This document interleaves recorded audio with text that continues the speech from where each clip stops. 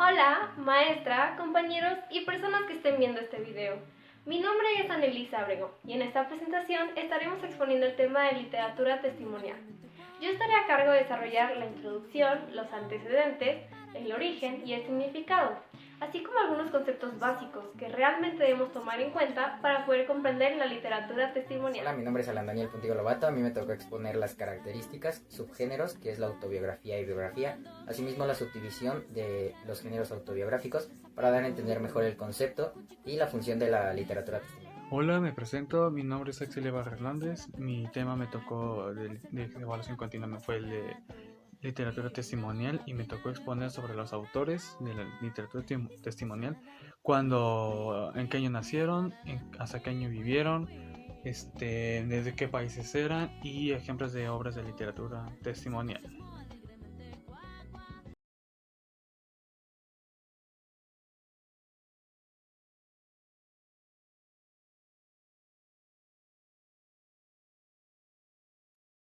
Bueno, comenzaremos con la introducción. Como ya dije al principio del video, el tema que nos tocó es la literatura testimonial. El objetivo de presentar este tema es verla como una parte integral de las transformaciones sociales y culturales de América Latina y México. Presentaremos y abordaremos temas como sus antecedentes, el origen, las características, algunos subgéneros, los autores importantes y unas obras características. Para poder comprender qué es la literatura testimonial, debemos conocer primeramente la definición de literatura, la cual es el nombre de la teoría que estudia las obras literarias. Las obras literarias son una creación que realiza un escritor con el objetivo de transmitir una idea, pensamiento, sentimiento, entre muchas otras cosas. La herramienta que utiliza el autor para llevar a cabo dicho trabajo es la escritura e intenta trabajar con ella de modo que su mensaje pueda ser comprendido a la vez que se presente una determinada estética. De cierta forma, la literatura de todos los tiempos ha dejado un testimonio, pero el concepto se renueva con su aparición en América Latina durante las dictaduras y los gobiernos represivos. Cabe señalar que la palabra testimonial se refiere a atestiguar, demostrar, manifestar, legitimar, atestar, certificar, expresar, demostrar y servir de testigo en algo. Y pues es este el papel principal del género literario que es la literatura testimonial. La literatura testimonial consiste en un texto que se centra en la información fidedigna, real o verídica, ya sean en aspectos sociales, políticos, religiosos, entre muchos otros. La literatura testimonial se da en todas las manifestaciones de la literatura, ya que interpreta la realidad haciendo una reconstrucción de los hechos históricos. La voz literaria coincide con el autor, manifestándose principalmente en la autobiografía, ya que ésta habla de sí mismo y expone los pensamientos y vivencias de éste. Continuamos con los antecedentes. Toda corriente literaria tiene sus antecedentes y pues claramente el testimonio no es la excepción. Este es un fenómeno no reciente, sino que los primeros escritos de esta índole datan de la Revolución Francesa, es decir, mucho tiempo atrás. Las razones que influyen o determinan el testimonio de acuerdo con Víctor Cassaus son las siguientes. La necesidad. La necesidad de rescatar una imagen auténtica del pueblo y del habla popular. Es decir, representar realmente lo que en esos momentos era popular y realmente se utilizaba. La necesidad ético-revolucionaria de muchos autores que buscan una comunicación inmediata y eficaz con su público. Esto quiere decir que realmente buscan transmitir y expresarse. La necesidad de apresar esas facetas nuevas, violentas, aleccionadoras. La necesidad de apresar esas facetas nuevas, violentas, aleccionadoras de la realidad de un modo inmediato. Y finalmente, la necesidad de hacer del arte literario una forma de resistencia social, de plantear futuros menos inciertos y de servir como denuncia, lo cual claramente quiere decir una oposición contra algo en específico. Esta corriente nace con la finalidad de mostrar la represión vivida por los habitantes de los países en conflicto. Escribir testimonio era una forma de hacer historia, de señalar acontecimientos importantes, sobre todo aquellos que llevan implícito momentos de dolor, frustración y sentimientos negativos. Ahora pasemos al origen y significado de la literatura testimonial. El origen de esa literatura, que fue concebida desde un punto de vista latinoamericano, apareció a mediados de la década de los 60 en México, Argentina, Cuba y otros países de la región. Se trata de un género híbrido, es decir, una combinación, una mezcla. Y esta era una mezcla del reportaje periodístico, de la reflexión ensayística, de la investigación social, el documento vivo y entre muchas otras cosas que escapaban de los márgenes literarios, es decir, eran fuera de lo común. Se presenta a partir de la publicación en 1966 de Biografía de un cimarrón, del autor cubano Miguel Barnet, quien además era Se presenta a partir de la publicación en 1966 de Biografía de un cimarrón, del autor cubano Miguel Barnet, quien además fue antropólogo, lo que resalta su entendimiento del ser humano en cuanto a su integración social. La literatura, la literatura testimonial latinoamericana alcanzó su punto máximo, es decir, su clímax, durante las dictaduras y los movimientos sociales, como el de 1968. Este género tiene fuertes raíces sociales, se volvió abundante y popular. Este género tuvo su esplendor, su máximo esplendor, durante este tipo de situaciones y circunstancias, ya que como fue mencionado anteriormente, era una manera de resistencia social. Su aparición y difusión revelan una gran crisis de la información diseminada por la gran prensa hispanoamericana y la urgencia del público lector por conocer los acontecimientos de su historia pasada o presente. La literatura testimonial consiste en un texto de tipo literario que generalmente se centra en la información fidedigna o real.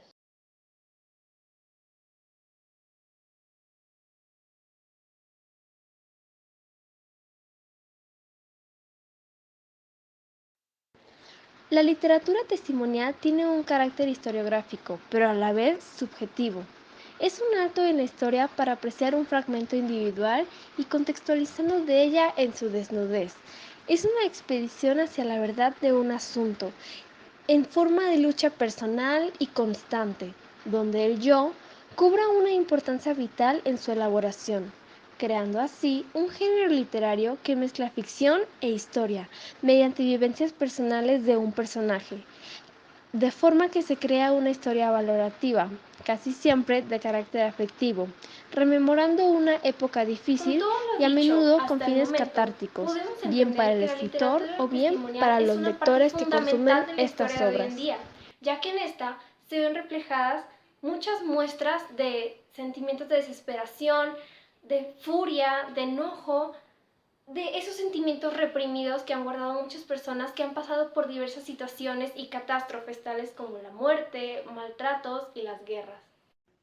Como siguiente tema tenemos las características. El número 1 es que se desempeña como voz de los pueblos.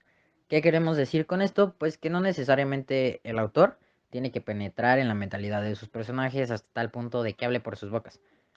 Aquí, sino más bien el autor, yo como autor me despojo de mi individualidad y asumo una colectividad que representa. Esto queriendo decir todo lo que un pueblo pasó y sufrió, por así decirlo. Esto pues sobre mandatos autoritarios. La número 2 es que desentraña la realidad, procura responder a esta. ¿Qué quiere decir? Pues es contribuir al conocimiento de la realidad e imprimirla a esta pues en un sentido histórico. Aquí el lector tiene que dotarse de una conciencia en su tradición y un conocimiento de sí mismo. Así te vas sintiendo parte de esa literatura. El número 3 es que el narrador regularmente es el protagonista. Aquí toma el autor, el narrador, toma los hechos principales, los que más han afectado la sensibilidad del pueblo, y los describe por boca de uno de sus protagonistas. Por así decirlo en pocas palabras, ¿quién mejor para redactar algo que quien lo vivió?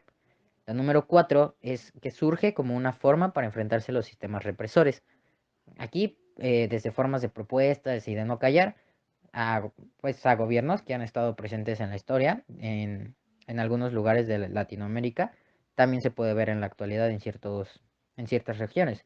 El número 5 es que documenta los errores de los gobiernos represores. Esto puede abarcar desde homicidios a fraudes, cualquier cosa que afecte al pueblo.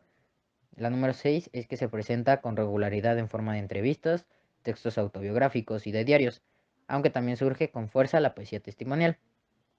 Aquí en los textos, la mayoría de los tipos de textos escritos son en prosa y la minoría en verso. Aquí la minoría pues sería la poesía testimonial, que fue escrita en verso. La número 7 se considera un híbrido literario por combinar varios subgéneros que se van a ver más adelante. La número 8, el escritor se conduce con base en aquello que profesa. Aquí pues se representa una historia verdadera y su narrador es una persona que realmente existe y todo esto en conjunto pues le da un efecto de veracidad. ¿A qué conclusión podemos llegar con todo esto? Es que todas las características de la literatura testimonial tienen una cierta relación directa con la represión, la angustia, incluso la ansiedad que se genera al darnos cuenta de la realidad latinoamericana en la que vivimos. El darnos cuenta que estamos bajo una sombra de un gobierno autoritario en esos tiempos, incluso se puede ver en la actualidad. Y por lo mismo, pues no es extraño ver a autores importantes de esos tiempos que estén relacionados con movimientos revolucionarios, incluso guerrillas. Algunos ejemplos que puedo mencionar es Pablo Neruda, que fue exiliado, José Revueltas, que fue un preso político, y Roque Dalton, que fue lamentablemente asesinado. Ahora tenemos los subgéneros. Este se divide en dos, la autobiografía y la biografía. En la autobiografía podemos encontrar la novela autobiográfica y autobiografía ficticia. Novela autobiográficas son aquellas donde se narra la vida de forma parecida a lo que vivió el autor y el personaje principal se llama de otra forma. ¿Qué quiere decir? Es redactar tu propia vida. Yo como autor redacto mi vida, lo que me ha sucedido, pero al escribirla me cambio el nombre, ¿no? Pongo otro nombre que no es mío. En la autobiografía ficticia corresponde a un relato que se narra en primera persona, pero el autor narrador es ficticio o inventado. ¿Qué quiere decir? Pues las características son normales, sigue el mismo orden que una autobiografía común, pero no es un personaje real, ¿no? De esta misma forma se pueden encontrar diarios de vida inventados, memorias, etcétera. En biografía tenemos la biografía y ficción, biografía novelada y biografía ficticia, también llamada novela biográfica. Biografía y ficción es un texto que redacta la vida de un personaje desde un punto de vista objetivo. Tal como la palabra lo dice, lo que podemos entender es que significa la escritura de la vida, ¿no? Que en este caso se hace por un tercero y no es necesariamente protagonista. Algo parecido al narrador omnisciente o las biografías que investigamos a la hora de hacer un informe o alguna investigación, valga la redundancia. Biografía novelada relata hechos de la vida de un personaje, pero no siempre es fiel a la realidad. ¿Qué quiere decir? Pues esto es para darle un sentido más entretenido al lector, un sentido más novelístico, no en un sentido de investigación. La biografía ficticia o novela biográfica es la historia de un personaje inventado como si fuera real. Pues en este caso, el autor agrega aspectos reales con el objetivo de hacer pensar al lector que el personaje en realidad existió. No nos meten la idea oh, esto sí ha sucedido, entonces debe de ser real. Pero ese personaje pues nunca ha existido. Seguimos con el género autobiográfico, es una parte del tema anterior. Este se puede dividir en tres: las memorias, los recuerdos y el diario de vida, antes mencionados. ¿Qué son las memorias? Son los hechos históricos que se mezclan con la vida personal y el autor siente como influencia en su vida. Aquí pues se da la relevancia a circunstancias importantes, ¿no? Lo que forma la personalidad del narrador, que en este caso es el autor, y también se colocan en hechos contextuales, ¿no? Históricos importantes que le dan un sentido de época. Y todo esto va con un sentido más histórico. Seguimos con los recuerdos, que son relatos que abarcan hechos específicos de un personaje y en este caso del autor. Aquí los hechos específicos también pueden ser tratados como anécdotas y todo esto es totalmente aislado del contexto donde se desarrollan. Ajá, pueden ser relacionados con la historia o con situaciones más importantes. Recuerdos pueden ser parecidos a las memorias y todo esto sin un contexto histórico. ¿Qué quiere decir? Memoria es un contexto más histórico, recuerdos un sentido menos histórico. Esa es la diferencia. Diario de vida. Consiste en las anotaciones que realiza una persona sobre su vida. Aquí tenemos la constancia con la que se escribe, la estructura y cómo son escritos, ¿no? Están escritos en códigos o con anotaciones desordenadas. Y pues debido a esto es difícil darle sentido histórico. La estructura se basa en anotar fechas diariamente y luego escribir bajo la fecha pues algo relevante que haya pasado en ese día. Y también la constancia del escribir puede ser constante o en intervalos. Y bueno, un ejemplo de un diario en un sentido histórico podría ser el diario de Ana Frank, que es muy conocido a nivel mundial y además por el tiempo, pues es un sentido histórico algo importante, que fue la Segunda Guerra Mundial. Ahora pasemos a los autores. El primer autor del que les estaré hablando es de Roque Dalton. Roque Dalton, poeta, ensayista, abogado y antropólogo salvadoreño, nacido en la ciudad de El Salvador en 1933. Fue educado inicialmente por los jesuitas y posteriormente estudió en universidades de su país, de México y de Chile. Militó en el Partido Comunista desde muy joven, dedicándose a la literatura, a la, a la poesía y a la política. Fue asesinado el 10 de mayo de 1975 por sus compañeros del Ejército Revolucionario del Pueblo, entre sus siglas ERP. Eduardo Galeano, nacido en Montevideo, Uruguay, el 3 de septiembre de 1940. En 1960 inició su carrera periodística como editor de la que sería la mítica revista Marcha. Tras el golpe de Estado de 1973, fue encarcelada y tuvo que exiliarse a Argentina. Murió el 13 de abril del 2015 en Montevideo. José Revueltas. José Revueltas nació el 20 de noviembre de 1914 en Santiago Papasquiaro, Durango. Llevó siempre su compromiso social a la militancia, por lo que fue apresado en diferentes ocasiones. De esas experiencias están algunas de sus novelas más célebres. Fue militante marxista, miembro del Partido Comunista, de la cual también fue expulsado. Luego fundó la Liga Leninista Espartaco, de la cual también fue expulsado. Su muerte fue el 14 de abril de 1976. Elena Poniatowska nació en París en 1932. Fue narradora y ensayista mexicana, de origen francés, creadora de un rico mundo de ficción, relacionado siempre con los acontecimientos y movimientos sociales y personajes del México contemporáneo. En su labor periodística intentó aplicar las técnicas del nuevo mundo periodismo norteamericano. Actualmente tiene 89 años. Se pueden mencionar otros autores relevantes como Alfredo Molano Bravo, de Colombia; Arturo Lape, también de Colombia; Ana Guadalupe Martínez, de El Salvador; y Carlos Enrique Consalvi, de Venezuela. Algunas obras características de la literatura testimonial son Los días terrenales. Los días terrenales, una obra escrita en 1949 por José Revueltas. Es su tercera novela publicada. Revueltas se adelantó y logró crear, a partir de personajes históricos reales, grandes personajes literarios. No solamente ese apoderado de la revolución que es el secretario general Fidel, sino también los otros militares, tanto con sus grandezas como con sus miserias. La publicación de esta novela causó una gran tormenta. Actualmente, si buscas Los días terrenales, te aparecerá la polémica que causó en el momento de su lanzamiento. La izquierda la condenó y Revueltas la retiró de la circulación. Años después dijo que él habría titulado a una de sus obras novelísticas justamente Los días terrenales. Pasamos con La noche de Tlatelolco de 1971. Esta fue una obra escrita por Elena Poniatowska. ¿A qué se dedicó esta autora en esta obra? Se dedicó a oír las múltiples voces de los protagonistas. ¿Quiénes fueron? Pues desde personas cercanas a los estudiantes mismos o cualquier involucrado. Esto fue para recaudar información de la forma más sincera y cercana posible, sobre todo los trágicos sucesos que fueron vividos en octubre de 1968. Esto para un compuesto, ¿no? Un enorme testimonio colectivo que daba la relación de los hechos.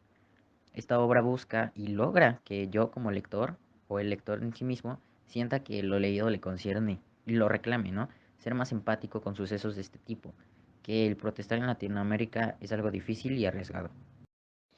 Al cielo por asalto también es una obra súper conocida para esta literatura. Fue escrita en 1979 por Agustín Ramos. Este libro explica, sin mística escolástica ni descalificaciones pseudodemocráticas, el proceso que llevó al poder a la joven clase obrera rusa y al mismo tiempo queda reflejado el mutualismo entre la fuerza social de la minoritaria clase trabajadora rusa y el quehacer revolucionario de la estrategia Lenin. Proseguimos con Las venas abiertas de América Latina. Esta fue escrita en 1971 por el autor Eduardo Galeano. En pocas palabras, ¿de qué trato? Pues es la narración de la historia económica de Latinoamérica y una constante relación de comercio y explotación y conspiración. Esto pues con Estados Unidos y Europa, desde las inversiones del siglo XV, más o menos, hasta la época del supuesto libre comercio que se da a finales del siglo XX. Esto para dar una vista diferente de toda la historia que ha vivido el pueblo latinoamericano, ¿no? Referente a la necesidad, por así decirlo, de tener un país extranjero de apoyo. Los años del tropel. Relatos de la violencia, 1985. Escrito por Alfredo Molano.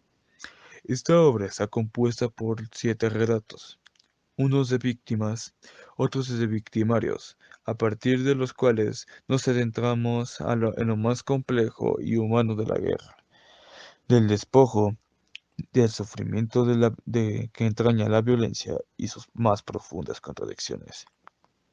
Los testimonios, 1964. Escrita por Roque Dalton. Los testimonios no solamente es una obra fundamental en el mundo poético y revolucionario de Roque Dalton, además es una de sus obras más recomendables por aquellos que entran por primera vez en su mundo. Las cárceles clandestinas, 1992. Escrita por Ana Guadalupe Martínez. Ana Guadalupe Martínez escribió este libro después de su captura ocurrida en 1976. Antes de la publicación oficial, el libro circulaba clandestinamente, impreso por la editorial universitaria de la Universidad Nacional de Honduras en 1978. En su testimonio, descubre su captura por parte de las Fuerzas Armadas y su detención en las cárceles clandestinas de la Policía Nacional de San Salvador. Estuvo detenida hasta febrero de 1977 por ser guerrillera del Ejército Revolucionario del Pueblo, ERP. Ana Guadalupe describe las torturas que sufrieron todos los detenidos y escribió empujada por parte de sus compañeros guerrilleros para que la sociedad salvadoreña se diera cuenta de lo que estaba pasando en el país y para preparar a los futuros combatientes a una posible detención.